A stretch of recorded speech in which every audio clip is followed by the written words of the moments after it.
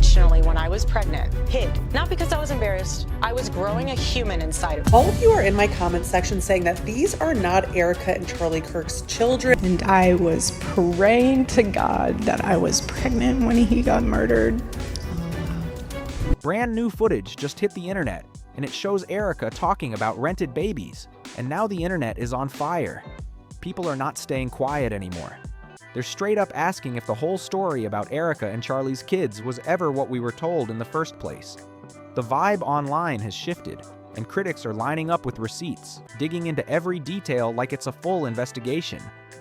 Okay, so Erika Kirk posted a video, and in it she has a photo of her ultrasound. She's kind of showing her pregnancy, and something that stood out to me was in the top corner, it listed her as Erika Franzve and not Erika Kirk. Erika once said she had 2 C-sections and wasn't even sure she wanted more children.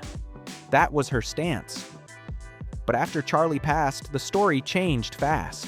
Same time, reports out there are saying that the mission that she sent over there was forced out of Romania because places where her ministry was going, children were disappearing.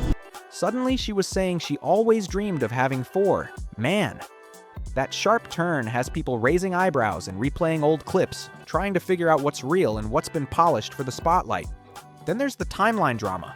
Followers started matching up photos with dates, and some of the images just don't clearly line up with when the kids were reportedly born.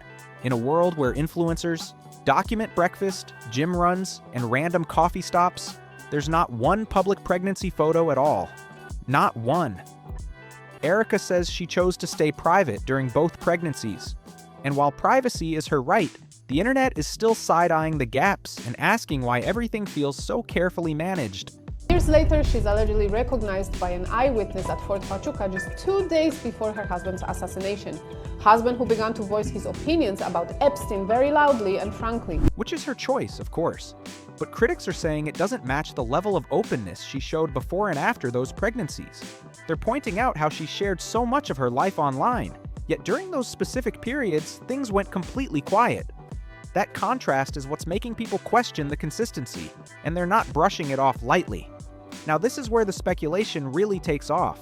If any part of the rented baby rumor were true, and right now it's still just internet talk, it would raise serious questions about what Charlie knew, because hiding 2 pregnancies from a spouse would be extremely difficult. That's not something you casually keep under wraps. So people are stuck on 2 options. Either the internet got it completely wrong, or there's more to the story than what's been shared so far. Erika, as a 17-year-old girl, goes to Romania to help orphans, somehow finds herself in the middle of a horrific scandal involving those. That's why this old clip about baby rental is blowing up again. The footage resurfaced from 2015, showing Erika on set, filming a random project. The caption reads, "The perk of playing a young mom TV role." Now that line is being replayed everywhere, and people are looking at it with a whole new perspective. At first, it could have meant absolutely nothing. Actors rent babies on set all the time for scenes. That's normal in the industry. It might have just been her joking about getting paid to hold cute babies during filming. Simple as that. But here's where it gets tricky.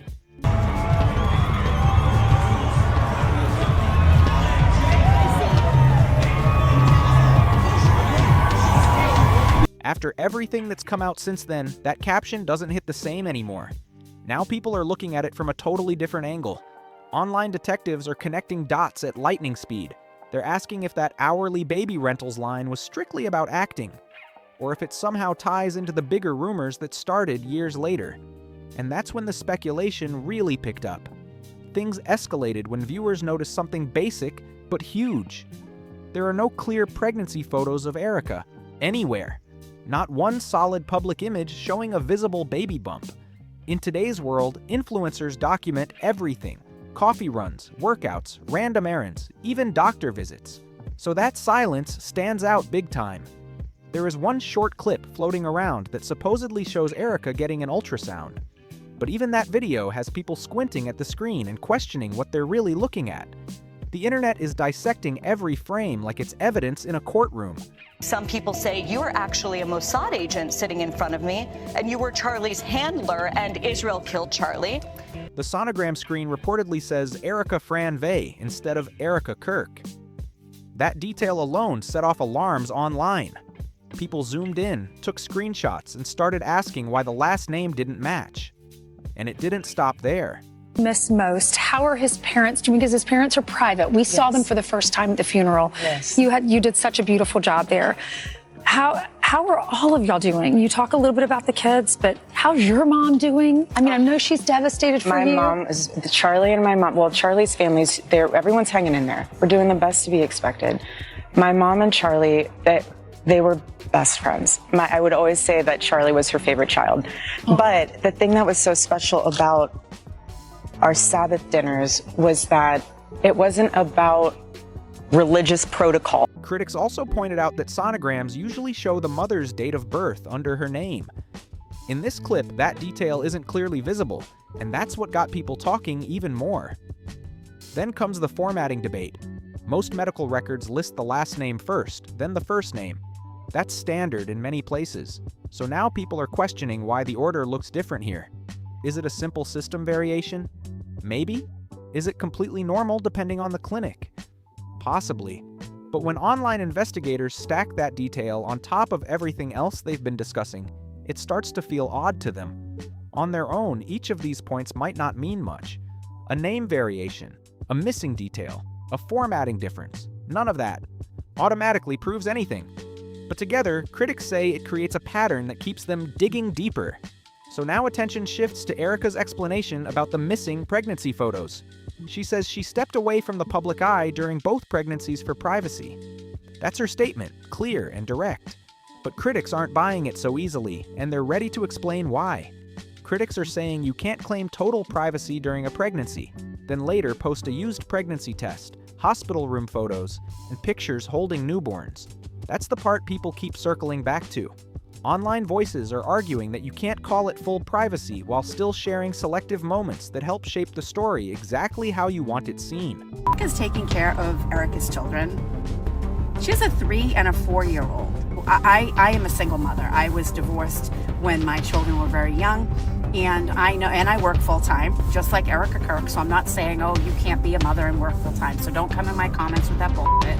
A lot of us out here work full-time and raise kids. There's a shit ton of single moms out in the world and single dads. 2 weeks after Charlie Kirk's assassination, she was already on the road. At first look, To them, that feels controlled, not hidden. The debate now is simple, but loud. Either you stay fully private, or you choose what the public gets to see. And when people look at Erika's history, they're asking when she has ever truly been low profile. She's been connected to modeling, reality TV spaces, and public media circles for years. That track record doesn't scream someone who avoids attention. So critics say the shift feels sudden. And it's not just about her earlier career. People are also analyzing her actions after Charlie's reported situation. They claim the pattern doesn't line up with someone who suddenly wants complete silence. This is the same woman who shared emotional footage during an incredibly painful time and allowed memorial merchandise to be sold. To critics, that level of public exposure makes the privacy explanation harder to accept. And that's why the conversation keeps getting louder. There were even reports of a replica setup connected to the event where attendees could take photos. Supporters say it was her way of honoring his legacy and giving people a space to remember him. They see it as a tribute, something meaningful and respectful. But critics see it differently. They argue it felt very public either way. Not quiet, not low-key. So now people are questioning the logic behind it all. If someone is comfortable being that visible during intense, emotional public moments, how likely is it that they completely disappeared for 9 straight months, twice, without a single candid photo leaking out? That's the question lighting up timelines right now. The debate is heating up fast, and it jumped to another level after Candace Owens claimed that an eyewitness allegedly saw Erika at Fort Chuka. That one detail pushed the conversation in a whole new direction. Suddenly, people weren't just debating privacy anymore. They were reworking the entire timeline. She was like, tell me about Daddy's day in heaven. So we talk about that at night. And then sometimes I'll say, well, tell me what you think he did in heaven today. And I just try to make it exciting because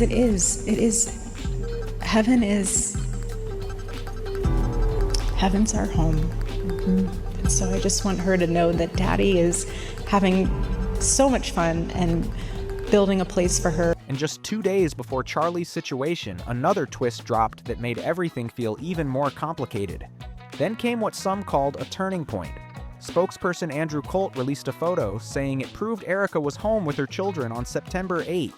The goal was clear: calm the noise and shut down the rumors fast. But instead of quieting the internet, it did the exact opposite. The second that image went public, people started picking it apart like it was a puzzle waiting to be solved. Online critics zoomed in hard, especially on the little boy standing in the photo. Many began claiming he appeared closer to 3 or 4 years old, not a toddler under 2. That's where the timeline questions kicked in again. Based on the public dates that were shared, Charlie's son was reportedly born in May 2024. If that's accurate, he would have been about 16 months old when that September photo was taken. So now people are comparing growth stages, height, posture, everything they can think of. They're lining up the math with the visuals and asking if it adds up. And once again, instead of closing the case, that single photo opened a whole new round of debate online. Critics are now saying there's no way a 16-month-old would look that physically developed. Even if a child is tall or a little advanced for their age, they argue the visual difference in that photo feels noticeable. That single image sparked another wave of side-by-side comparisons and heated threads. People are debating growth charts, body proportions, even posture. It turned into a full breakdown over one snapshot. Please stand.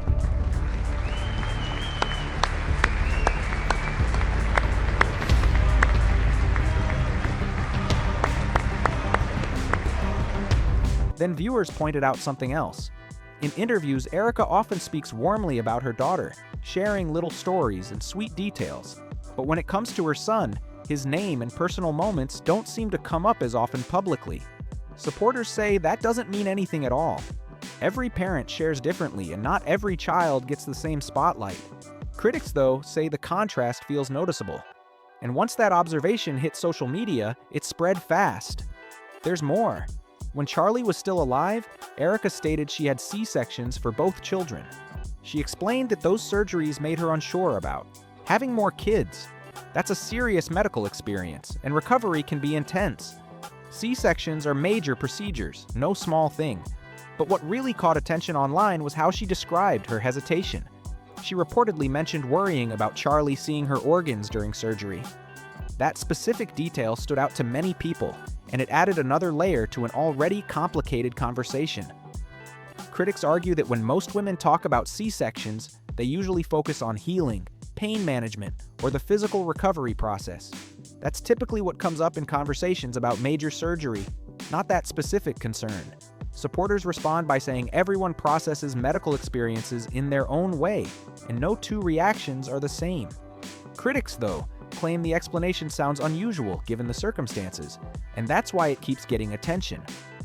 Now people are stacking everything side by side: the timeline, the alibi photo, and those past comments. Once the internet starts lining up dates, images, and direct quotes, the questions don't slow down. They multiply fast. Every small detail gets pulled back into the spotlight and examined again. Erika gave that explanation about worrying over Charlie seeing her organs during surgery, and critics have been replaying that clip ever since. It became one of those moments that won't fade from online discussion. But just as that debate was gaining momentum, the story shifted in a new direction, and that's when things took another unexpected turn. Fast forward to now, and Erika is saying she and Charlie always wanted 4 children. That earlier hesitation, the concerns she shared about C-sections and expanding the family, seems to have quietly disappeared from the conversation. Online voices are pointing out that contrast fast. Before, the message sounded like uncertainty about having more kids. Now it's being framed like a big family was always the dream from day one. Supporters say it's simple. People grow. People change their minds. That happens all the time. But critics argue the storyline feels adjusted, like the tone shifted without much explanation. And once that thought hit social media, it spread quick. Every old clip started getting reposted side by side with her newer statements. Then attention moved to how Erika has presented herself since Charlie passed. She speaks often about motherhood being her highest calling. She encourages young women not to delay having children. She strongly promotes family-first values in interviews and public appearances. That image is front and center now. So critics are asking this: if motherhood is truly the most important role in her life, wouldn't that mean stepping back from the spotlight and focusing fully on her children, especially after they lost their father in such a traumatic situation? That emotional question keeps resurfacing in debates online. Supporters push back, saying everyone grieves differently and balances responsibilities in their own way. They argue there's no single blueprint for healing, even under public pressure. But the conversation isn't slowing down anytime soon. Critics say the public messaging doesn't always match the expectations she promotes. They argue there's a gap between what was said in the past, how the story has shifted over time, and the image being presented now. That disconnect is exactly why this debate keeps picking up speed. Every time an old clip resurfaces, it gets compared to a new statement, and the contrast fuels more discussion. People also keep pointing out one consistent observation: Erika is rarely seen publicly with her children. Supporters are quick to say that proves nothing. Maybe she simply chooses not to show them online. That's completely fair. Not every parent wants their kids in the spotlight, but critics are raising a practical question. With constant travel, interviews, speaking events, and photo ops across the country, how much time is realistically being spent at home? That's the angle they keep pressing. Then there's the leadership shift. Shortly after Charlie was gone, Erika was named CEO of Turning Point. There wasn't a long transition period or visible pause. It was straight into full leadership mode. Since then, she's leaned heavily into that driven, boss-level energy. Conferences, panels, strategy meetings, non-stop movement. Supporters call it strength and resilience. Critics call it something that doesn't quite line up with the image being promoted. And that tension is what keeps this conversation alive. She now tells young women to step away from careers and focus fully on family life. That's the message she repeats often, and it's delivered with confidence on big stages. But this is where critics say the contradiction stands out. Before she ever met Charlie, Erika had already launched multiple businesses and pursued higher education. She didn't get married or have children until her 30s. So critics argue her personal timeline doesn't fully match the advice she now promotes so strongly. Supporters respond by saying growth changes people, beliefs evolve, life experiences reshape priorities. That's normal. But critics push back and say the messaging feels selective. They claim one version of the story gets amplified loudly: faith, family, sacrifice, traditional roles. Then there's the version they say they're watching unfold in real time. Leadership power, national visibility, expanding influence, and non-stop public presence. The deeper people dig into old interviews, archived photos, and public timelines, the more divided the reactions become. Some see ambition and strength.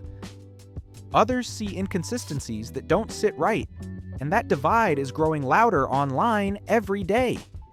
That's why a bigger question has started floating around in certain corners of the internet. Was this entire narrative carefully built from the very beginning, including the marriage itself? That's the theory some are discussing. Whether that's pure speculation or something more layered, no one can say for sure. But one thing is obvious: the conversation isn't fading anytime soon. If you've been following all of this, what do you think? Is it all coincidence, or is there more happening behind the scenes?